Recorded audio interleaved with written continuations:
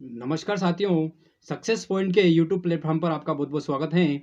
आज हम लोग पढ़ने वाले हैं हिंदी हिंदी साहित्य से संबंधित आदिकाल की संपूर्ण जानकारी। आज हम लोग पढ़ने वाले हैं जो कि आने वाली प्रत्येक एग्जाम जैसे कि यूजीसी नेट एंड आने वाली एमपी टेट ग्रेड वर्ग 2 की के लिए बहुत ही महत्वपूर्ण और इम्पोर्टेंट होने वाले हैं। आज हम लोग पढ़ेंगे, डिटेल पढ़ेंगे, जो कि बहुत ही शानदार और मज़ेदार टॉपिक के बारे में हम लोग आज बहुत ही विस्तृत के साथ पढ़ेंगे। आइए देखते हैं। इसी को पढ़ने से पहले आपसे निवेदन करना चाहूँगा कि चैनल को सब्सक्राइब करें और बेल आइकन के बटन को दबाना न भूलें, जिससे मेरे आने वाली प्रत्येक वीडियो की नोटिफिकेशन आपके पास समय समय पर पर्याप्त रूप से आती रहे। इसी के साथ आगे बढ़ते हैं बिना समय वेस्ट किए। आइए देखते हैं आदिकाल की संपूर्ण जानकारी। आदिकाल की संपूर्ण जानकारी देखते हैं। हिंदी साहित्य के आरंभिक काल को आदिकाल कहा जाता है। हिंदी साहित्य के जो आरंभिक काल है, हिंदी साहित्य का जो आरंभिक काल है उसे आदिकाल कहा जाता है। उसे क्या कहा जाता है? आदिकाल कहा जाता है। हिंदी साहित्य के आरंभिक समय की रचनाएं साहित्य के विकास के अध्ययन के लिए अत्यंत आवश्यक हैं, अध्ययन के लिए अत्यंत आवश्यक हैं, परंतु अधिकांश आदिकालीन ग्रंथों का उपलब्ध न होना प्रामाणिकता के में संदिग्धता एवं काल निर्धारण में सामंजस्य न बिठाना आदि हैं। कहने का मतलब ये है कि हिंदी साहित्य का जो आदिकाल है उसे आरंभिक काल जो है उसे आदिकाल के नाम से भी जाना जाता है। और इस काल में साहित्य समय समय पर अनेक रचनाओं का अध्ययन किया, अनेक रचनाएं लिखी गई हैं। लेकिन क्या होता है कि आदिकालीन ग्रंथ उपलब्ध नहीं है, उनका प्रमाण उपलब्ध नहीं है। इस कारण से ये संदिग्धता की स्थिति बनी रहती है और जो कि इसमें जो असमंजसता बिठाना आदि इसका मुख्य कारण है। इसी के साथ आगे बढ़ते हैं। बहुत ही मोस्ट और इम्पोर्टेंट है जो कि एग्जाम की दृष्टि से हैं। ये यहाँ से प्रश्न बनते हैं 101% गारंटी के साथ यहाँ से प्रश्न बनते हैं, जो कि इतना इम्पोर्टेंट है। एक प्रश्न या दो प्रश्न, कम से कम 2 नंबर के प्रश्न इस एक पेज नंबर 2 से आते हैं। पेज नंबर 2 से कम 2 नंबर के प्रश्न हर एक एग्जाम में यूजीसी नेट खास करके और एमपी टेट वर्ग 2 खास करके इस पर फोकस करेंगे हम लोग। और इसी को ध्यान में रखते हुए आदिकाल का नामकरण, जो कि बहुत ही मोस्ट और इम्पोर्टेंट है कि आदिकाल का जो नामकरण है वो किसने, आदिकाल को किस नाम से किस कवि ने पुकारा है, किस कवि ने किस नाम की संज्ञा दी है। हिंदी साहित्य के इतिहासकारों द्वारा आदिकाल के निम्न नाम दिए गए हैं। इतिहासकारों द्वारा आदिकाल के निम्न नाम दिए गए हैं। एक तरफ है इतिहासकार और एक तरफ है आदिकाल। देखिए, वीर गाथा काल जो कहा है वो आचार्य रामचंद्र जी शुक्ल ने कहा है। वीर गाथा काल जो कहा है वो आचार्य रामचंद्र शुक्ल जी ने कहा है। और आदिकाल जो कहा है वो हजारी प्रसाद द्विवेदी जी ने कहा है। आदिकाल को आदिकाल किसने कहा है प्रश्न आता है, तो आदिकाल को आदिकाल हजारी प्रसाद द्विवेदी जी ने कहा है। इसी के साथ चारण काल, दो ऐसे वैज्ञानिक हैं, दो ऐसे इतिहासकार हैं जिन्होंने चारण काल कहा है। एक तो होते हैं आपके जॉर्ज गियर्सन और एक होते हैं डॉक्टर राम कुमार वर्मा जी। तो डॉक्टर राम कुमार वर्मा जी और जॉर्ज गियर्सन ने चारण काल कहा है, आदिकाल को चारण काल कहा है। बीज वपन काल जो कहा है वो महावीर प्रसाद द्विवेदी जी ने बीज वपन काल कहा है। महावीर प्रसाद द्विवेदी जी ने बीज वपन काल कहा है आदिकाल को। और इसी के साथ सिद्ध सामंत युग जो कहा है वो राहुल सांकृत्याय जी ने कहा है। सिद्ध सामंत युग कहा है, राहुल सांकृत्याय जी ने कहा है। आरंभिक काल जो कहा है, आरंभिक काल कहा है मिश्र बंधुओं ने कहा है। आरंभिक काल किसने कहा है? मिश्र बंधु जी ने कहा है। एंड प्रारंभिक काल जो कहा है, प्रारंभिक काल जो कहा है गणपति चंद्र गुप्त जी ने कहा है। प्रारंभिक काल गणपति चंद्र गुप्त जी ने कहा है। इसी के साथ आगे बढ़ते हैं। वीर काल जो कहा है, वीर काल किसने कहा है? वीर काल कहा है विश्वनाथ प्रताप मिश्र ने वीर काल कहा है आदिकाल को। वीर काल कहा है विश्वनाथ प्रताप मिश्र ने कहा है। मैं आपको एक बार और रिपीट करना चाहता हूं कि किसने क्या क्या कहा है, ध्यान से देखना है जरा। वीर गाथा काल जो है आचार्य रामचंद्र शुक्ल जी ने कहा है और आदिकाल जो कहा है वो हजारी प्रसाद द्विवेदी जी ने कहा है। चारण काल कहा है जॉर्ज गियर्सन और डॉक्टर राम कुमार वर्मा जी ने कहा है। और बीज वपन काल जो कहा है महावीर प्रसाद द्विवेदी जी ने कहा है। सिद्ध सामंत युग जो कहा है वो राहुल सांकृत्यायन जी ने कहा है। एंड आरंभिक काल जो कहा है वो मिश्र बंधु जी ने कहा है। और प्रारंभिक काल जो कहा है गणपति चंद्र गुप्त जी ने कहा है। प्रश्न दोनों में से कंफ्यूजन, आरंभिक काल मिश्र बंधुओं ने कहा है और प्रारंभिक काल गणपति चंद्र गुप्त जी ने कहा है और आदि काल को वीर काल कहा है विश्वनाथ प्रताप मिश्र। ये जो 8 प्रकार के जो काल बताए गए हैं इनमें से 2 नंबर के प्रश्न 101% एग्जाम में आते हैं और आने की पूरी संभावना है। दोस्तों ये जो चार्ट बनाया मेरे द्वारा, ये चार्ट को आप लोग याद रखें और 2 नंबर आसानी से पा सकते हैं। इस चार्ट में 2 नंबर छुपे हुए हैं जो कि बहुत ही मोस्ट और इम्पोर्टेंट है। इसी के साथ आगे बढ़ते हैं।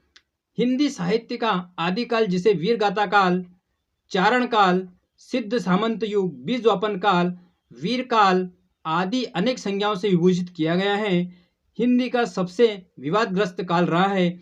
जो आदिकाल है वो हिंदी का सबसे विवादग्रस्त काल रहा है। इस काल में एक तरफ संस्कृत के एक बड़े बड़े कवि उत्पन्न हुए हैं जिनकी रचनाएं संस्कृत काव्य परंपरा की चरम सीमा पर पहुंची थी, परंतु दूसरी ओर अपभ्रंश के कवि उत्पन्न हुए जो अत्यंत सहज एवं सरल भाषा में अत्यंत संक्षिप्त शब्दों में अपने मार्मिक भाव प्रकट करते हैं। इसी के साथ आगे बढ़ते हैं। आगे बढ़ने के पहले फिर से निवेदन करना चाहूँगा कि अगर आपको 2 नंबर अगर हिंदी साहित्य से चाहिए सिर्फ 8 लाइन में, 8 लाइन का मतलब मेरा है कि वो जो चार्ट है अपना उसमें, तो उस चार्ट को बराबर रूप से देखें और 2 नंबर आने की 101% गारंटी है। इसी के साथ आगे बढ़ते हैं। आदिकाल की प्रवृत्तियां हैं वो क्या हैं? आदिकाल की प्रमुख प्रवृत्तियां, प्रश्न आता है कि आदिकाल निम्न प्रवृत्तियां हैं, आदिकाल की निम्न प्रवृत्तियां होती हैं और 4 प्रवृत्तियां आपको दे दी जाती हैं और आपको उसमें से एक ऐसा विकल्प होता है जो कि उस प्रवृत्तियों से हटकर रहता है, वही आपको चुनना होता है। आइए देखते हैं ऑप्शन आदिकाल की प्रवृत्तियों में। पॉइंट नंबर फर्स्ट है, आदिकालीन काव्य में युद्ध का सजीव वर्णन किया गया है। आदिकालीन जो काव्य हैं उसमें युद्ध का सजीव वर्णन है, क्योंकि उस समय के कवि राजा के दरबार में ही रहते थे।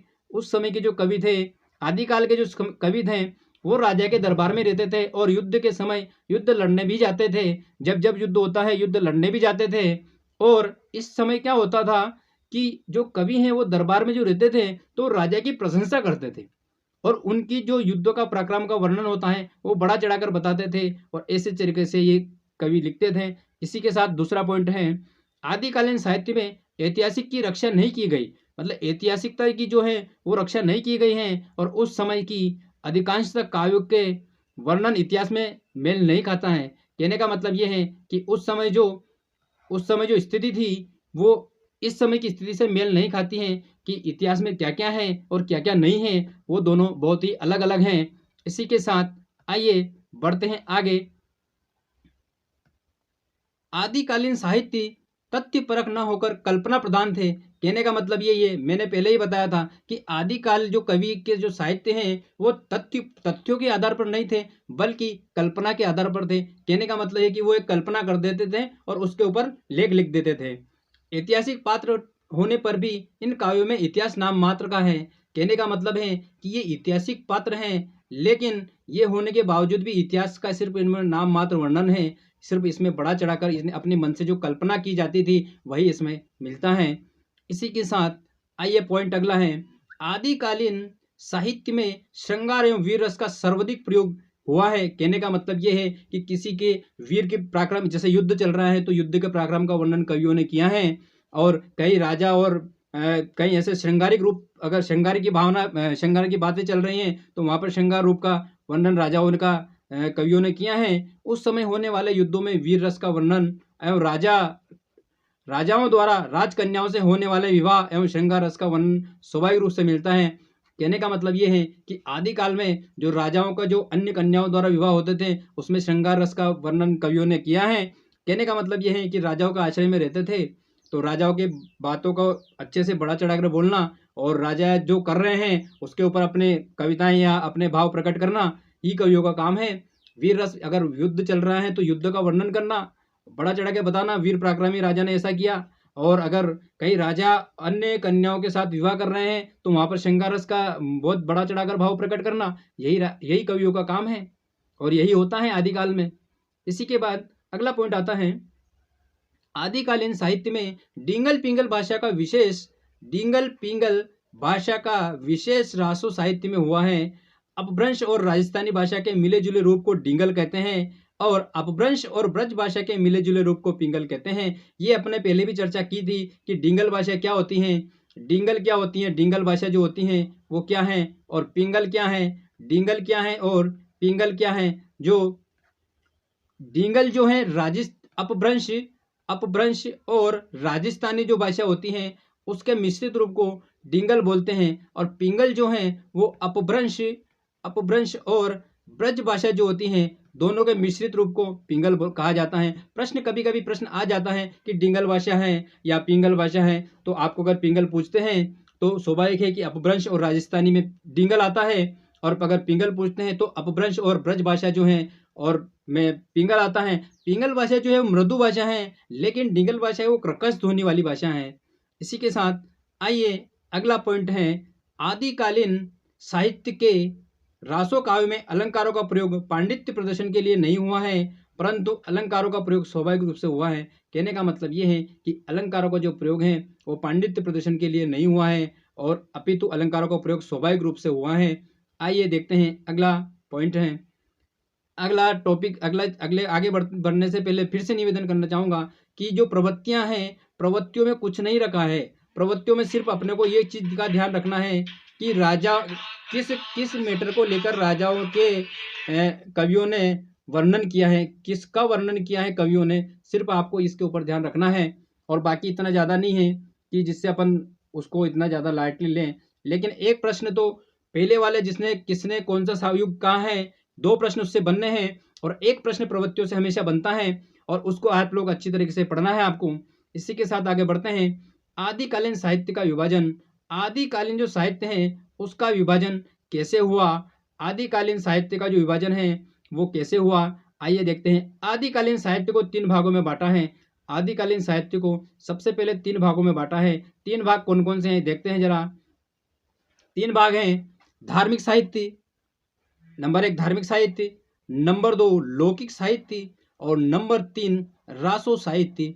तो आदिकालीन साहित्य को कितने भागों में विभाजन किया है, 3 भागों में विभाजन किया है। 3 भाग कौन कौन से हैं, धार्मिक साहित्य, लौकिक साहित्य और रासो साहित्य। धार्मिक साहित्य में क्या हुआ, धार्मिक साहित्य में सिद्ध साहित्य आया, नाथ साहित्य आया और जैन साहित्य आया। धार्मिक जो साहित्य हैं उसमें 3 साहित्य आए, कौन कौन से आए, सिद्ध साहित्य, नाथ साहित्य और जैन साहित्य आए। अब लौकिक साहित्य की हम बात करें तो लौकिक साहित्य में आए हैं ढोला मारुरा दोहा जो कुशल लाभ की रचनाएं हैं, ढोला मारुरा दोहा जो कि कुशल लाभ की रचनाएं हैं। अगला आया आपका बसंत विलास, अगला आया राहुल वेल उक्ति व्यक्ति प्रकरण और 5वां आया वर्ण रत्नाकर जो कि जयतेश्वर ठाकुर की हैं। उसके बाद आया खुसरो का काव्य आया और उसके बाद आया विद्यापति की पदावली आया है। ये आया लौकिक साहित्य में। और आपके रासो साहित्य में क्या आता है, रासो साहित्य में देखिए जरा, रासो साहित्य में आया खुमान रासो, बीसल देव रासो, परमाल रासो जो कि जगनिक की हैं। परमाल रासो किसकी हैं, जगनिक की रचना है।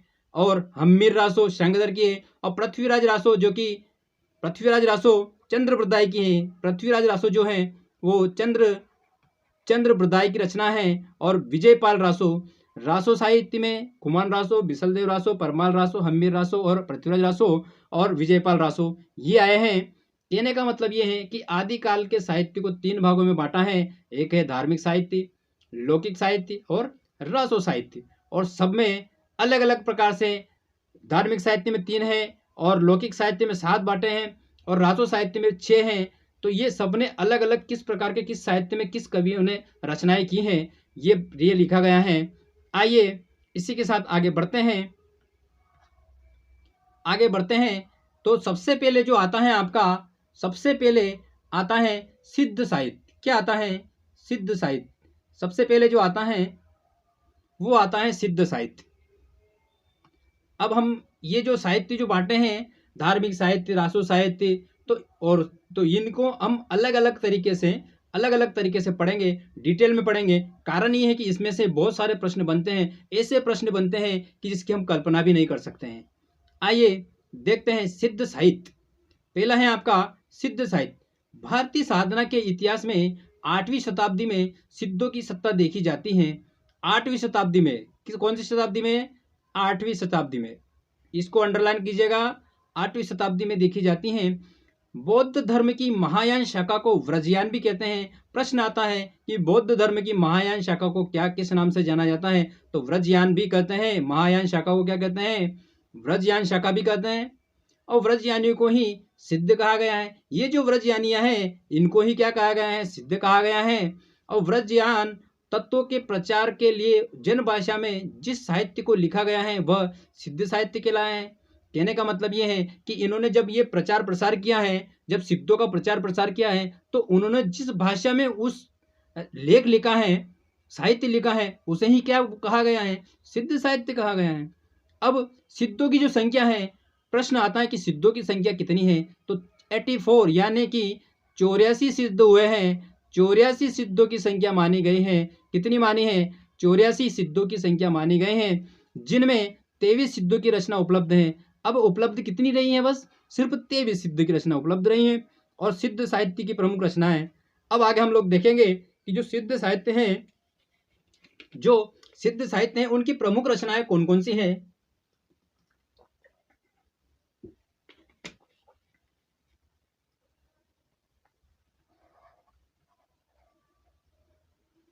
सिद्ध साहित्य हैं, उनकी प्रमुख रचनाएं हम लोग देखेंगे। तो एक तरफ लिखा रहा है रचनाएं और एक तरफ लिखा रहा है रचनाकार। तो दोहा कोश जो लिखा है, दोहा कोश लिखा है सरापा ने। दोहा कोश की जो रचना की है वो किसने की है? सरापा ने। और चर्यापद की जो रचना की है वो किसने की है? शबरपा ने। एंड डोम्बिपा और योगचर्या और अक्षर दीप देश, ये जो तीनों की रचना की है ये डोम्बिपा ने की है। प्रश्न लगभग डोम्बी गीतिका या योगचर्या से आता है, डोम्बिपा ने की है। ये है अपने सिद्ध साहित्य के प्रमुख रचनाकार। सिद्ध साहित्य के प्रमुख रचनाकार ये रहे हैं कि इंपॉर्टेंट बता देता हूँ। दोहा कोश जो है सरापा का है, आईएमपी है, इसको याद रखना ही है, याद रखना ही है। चर्यापद शबरपा की है, आईएमपी है। और योगचर्या जो डोम्बिपा की है, इसको भी आप लोग ध्यान रखना है। कहने का मतलब ये है कि तीनों ही पूरा चार्ट ही आईएमपी है। और आईएमपी दोहा कोश सरापा बहुत मोस्ट और इम्पोर्टेंट है, हर एक एग्जाम में इसको पूछा गया है और इतना कठिन भी नहीं है। आइए आगे बढ़ते हैं, आगे देखते हैं हम लोग नाथ साहित्य देखते हैं। सिद्ध साहित्य के बाद आता है आपका नाथ साहित्य। क्या आता है? नाथ साहित्य। सिद्ध साहित्य के बाद क्या आता है? नाथ साहित्य। देखते हैं सिद्ध साहित्य में आई विकृतियों के विरोध में नाथ साहित्य का जन्म हुआ है। कहने का मतलब यह है कि जब सिद्ध साहित्य में कुछ विकृतियां आई हैं तो किसका जन्म हुआ है? नाथ साहित्य का जन्म हुआ है। उन विकृतियों को पूरा करने के लिए, उन कमियों को पूरा करने के लिए किसका जन्म हुआ है? नाथ साहित्यों का जन्म हुआ है। नाथों में ना का अर्थ होता है अनादि रूप। अच्छा, नाथों में जो है ना का अर्थ क्या होता है? अनादि रूप। और था का क्या अर्थ होता है? भुवन त्रय में स्थापित होना। यानी कि नाथों की साधना प्रणाली हठ योग पर आधारित है। हठ योग, नाथों की जो हठ साधना है वो कैसी साधना है? हठ योग है। नाथों की जो साधना है वो साधना कैसी है? हठ योग है। कैसी है? हठ योग है। नाथ संप्रदाय में नाथ आते हैं। नंबर 1 आदिनाथ, स्वयं शिव जिसे कहा गया है। नंबर 2 मच्छेंद्रनाथ भी इसको बोला जाता है। नंबर 3 गोरखनाथ। नंबर 4 गृहिणीनाथ। और नंबर 5 चटर्यनाथ एंड चौरंगीनाथ और जलंधरनाथ और भरतरीनाथ और गोपीचंद नाथ। ये रहे प्रमुख नाथों के नाम जो कि एग्जाम में आते हैं। आइए देखते हैं अगले प्रश्न की ओर। नाथ साहित्य जो है, नाथ साहित्य के बारे में हमने पढ़ा था उधर। भरतरीनाथ और गोपीनाथ ये सब हम लोगों ने पढ़ लिए हैं।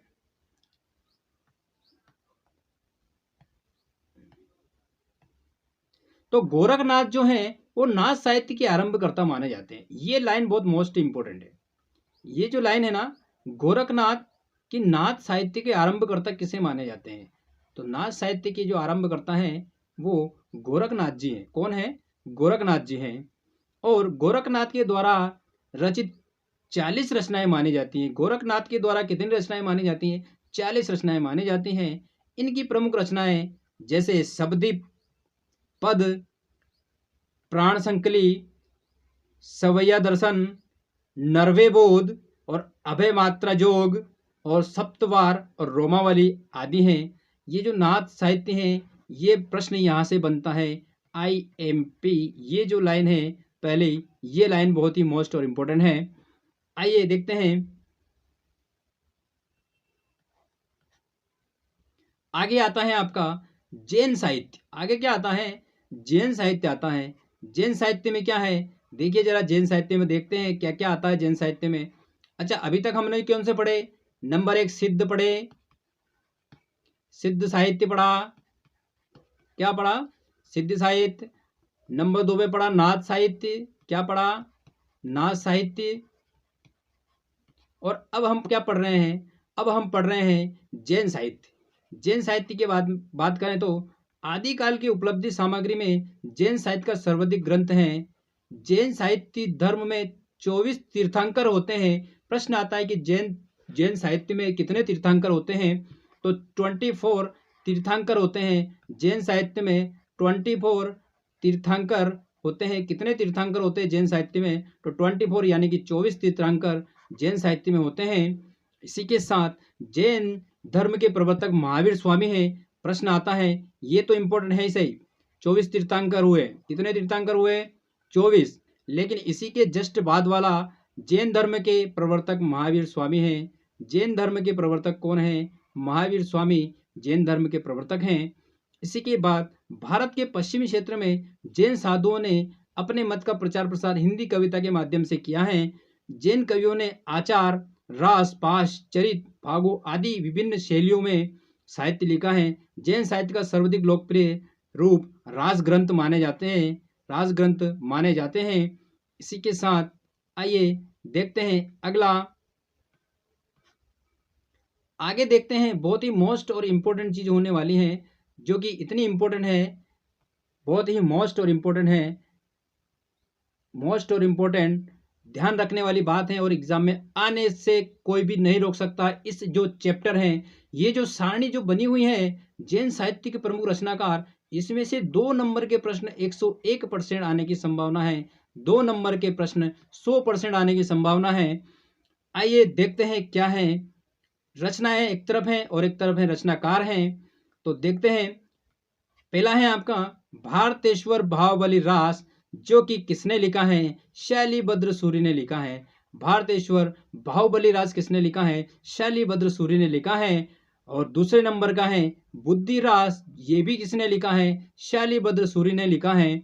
इसी के साथ तीसरा आता है स्थूलभद्र रास, जो कि जिन धर्म सूरि ने लिखा है। स्थूलभद्र रास जो लिखा है, जिन धर्म सूरि ने लिखा है।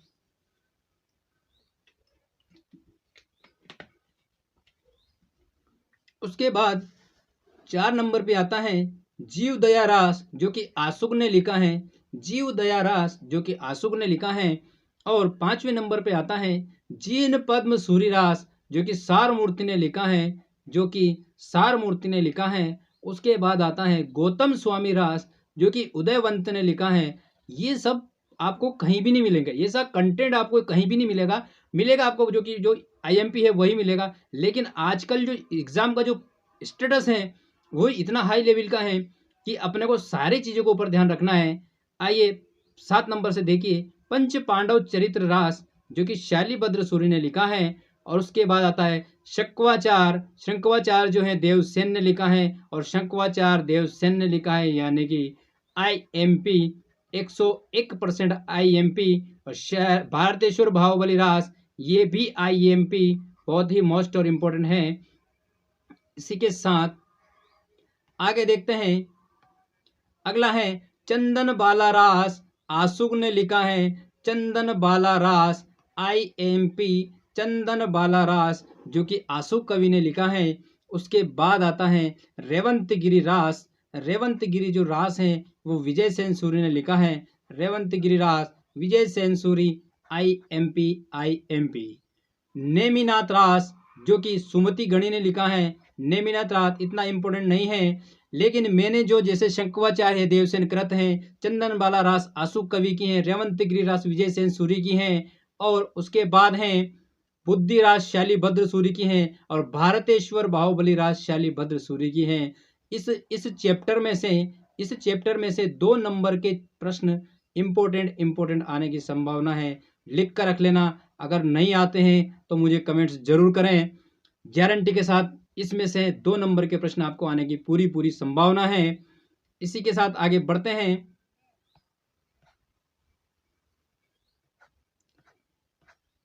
ये रहे आपके बहुत ही मोस्ट और इम्पोर्टेंट टॉपिक से प्रश्न।